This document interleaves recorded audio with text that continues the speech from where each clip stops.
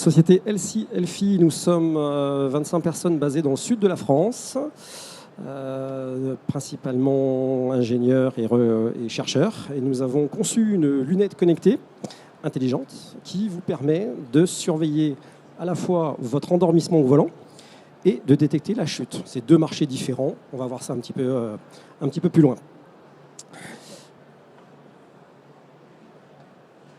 Donc, nos lunettes que vous pouvez voir actuellement sur le Silmo Next et que vous pouvez retrouver en avant-première depuis quelques mois et pendant jusqu'à la fin d'année chez notre partenaire Optique 2000, puisqu'on est présent dans les 1200 magasins Optique 2000. C'est avant tout une paire de lunettes qui vous permet bien sûr de mettre tous vos verres de correction, de faire le parcours que vous connaissez tous, à savoir ophtalmo et ensuite opticien, ce qui permet aussi d'avoir un remboursement sécurité sociale. Et d'additionner sur ces lunettes, qui sont composées de plastique, mais qui sont aussi constituées également de beaucoup d'éléments électroniques et de l'intelligence artificielle qui va nous permettre derrière de traiter en direct, en temps réel, votre endormissement via les capteurs qui sont intégrés. Donc en clair, aujourd'hui, on est une jeune start-up, on a 3 ans, on est une bonne vingtaine maintenant, pas mal de collaborations avec des laboratoires, des hôpitaux, 5 brevets, dont 2 aux États-Unis, puisqu'on est présent, on part au mois de janvier faire notre 3e CES. On a embauché quelqu'un là-bas sur place, on a mis un bureau sur place. Aux États-Unis, il se passe pas mal de choses, c'est assez important d'y être. Et puis, il y a un petit peu d'argent qui a été mis dans ce projet déjà. Et puis, on a passé la barre symbolique des 20 000 premières pièces fabriquées. Donc voilà un petit peu.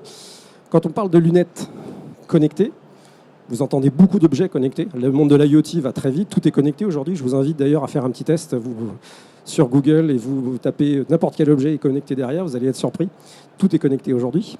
Quand on parle de lunettes connectées, il faut distinguer quand même la lunette connectée et la lunette intelligente. On va en parler un petit peu plus loin. S'il y a des questions, on verra ça aussi après, n'hésitez pas. Alors, pour être très franc, moi je suis le directeur industriel de la société, je n'étais pas censé faire la presse, et cette presse-là, normalement, a été faite par quelqu'un d'autre qui maîtrise cette partie-là. C'est orienté plus intelligence artificielle que matériel en lui-même. Donc la recherche chez nous, c'est vraiment quelque chose, l'ADN chez LC, c'est pas de faire que du matériel, c'est vraiment de faire de l'intelligence dans le matériel. Donc aujourd'hui, on a sur 20 et quelques personnes, il y a une quinzaine d'ingénieurs, on a plusieurs chercheurs, on a plusieurs thésards, notamment qui vont aller nous permettre d'aller vraiment chercher des fonctions assez poussées, ce qu'on appelle aujourd'hui l'intelligence artificielle notamment, pour permettre aux lunettes de s'adapter notamment à votre propre comportement. La lunette que vous achetez aujourd'hui, elle va apprendre à vous connaître et elle va surtout permettre de faire des tas de nouvelles fonctions en fonction de votre comportement. Donc de la technologie. Alors ensuite, on parle de biocapteurs, on parle d'intelligence, on parle d'interface, c'est des mots que vous entendez un petit peu. Des publications, des brevets, c'était déjà dit. Le principe de base de nos lunettes, comme vous le voyez sur mes lunettes là maintenant, c'est d'aller chercher les informations en temps réel. Alors, hop, on va faire ça. Et là, alors, de loin, vous ne verrez peut-être pas, mais à chaque fois que je cligne des yeux, les lunettes que je porte, vous avez un petit signe qui se passe sur l'écran. D'accord ? À chaque fois, vous avez un signe. Si je bats des yeux, c'est ce que je suis en train de faire là, très vite. Si je bouge la tête, si je bâille, n'importe quoi, vous allez en temps réel avoir cette information qui va être remontée par l'intelligence artificielle sur votre smartphone, mais aussi en direct sur la lunette, ce qui va nous permettre d'interagir immédiatement avec votre comportement. Allez, on va couper ça.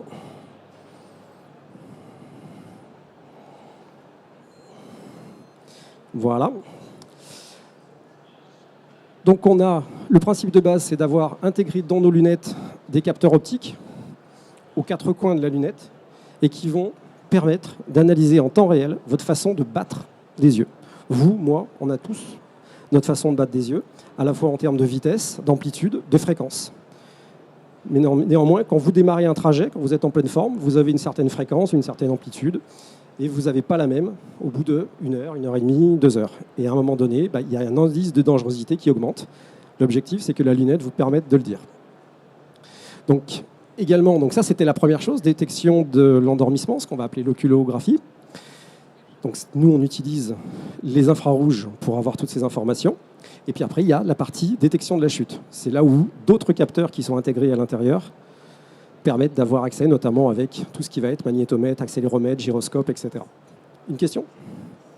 Vous aviez une question? Ah, pardon. Alors ça, on va peut-être pas trop rentrer dans le détail, mais si ça intéresse du monde, c'est le principe de l'oculographie infrarouge. En fait, les capteurs infrarouges à 840 nanomètres, pour ceux que ça intéresse, vont analyser en temps réel, vont observer la réflexion de la lumière infrarouge entre vos yeux et la lumière. Le système d'endormissement va mesurer, comme je vous l'ai dit, la durée du clignement, la fermeture, les vitesses, les amplitudes, des ratios, des fréquences. On est sur des choses très complexes. Il a fallu beaucoup de travail par nos chercheurs pour arriver à ces résultats-là aujourd'hui. Oh, c'est très joli. Je ne vais pas rentrer dans le détail de ça, j'en suis pas capable. Mais c'est ce qui vous permet de, à un moment donné, de matérialiser le travail qui est derrière. Oula, alors là, c'est encore pire. Alors, il faut savoir que notre CSO est c'est un docteur qui vient du CEA et qui nous a rejoint maintenant il y a presque 3 ans. C'est lui qui pilote l'équipe de recherche chez nous. Donc, si vous avez besoin d'éléments pour parler de ça, n'hésitez pas, je vous donnerai son numéro de téléphone. Donc, comme vous pouvez le voir, il y a pas mal de choses. Ah, là, ça me parle un petit peu plus. Les centrales inertielles, c'est quelque chose que vous allez retrouver dans beaucoup d'objets connectés. Quand on parle de direction, quand on parle de variation, quand on parle de vitesse, quand on parle d'objets qui va bouger finalement, avec vous ou sans vous, il y a forcément des composants à l'intérieur qui s'appellent des centrales inertielles. Pour faire simple, c'est un petit composant électronique qui permet de savoir si vous êtes en train de bouger, comment, à quelle vitesse, etc. Donc forcément, dans tous les objets liés au healthcare, liés au mouvement d'un IoT, il y en a. Dans tous les objets que vous allez rencontrer ce genre de petit objet. Voilà. Si vous avez des questions sur les formules, n'hésitez pas. J'y répondrai pas tout de suite.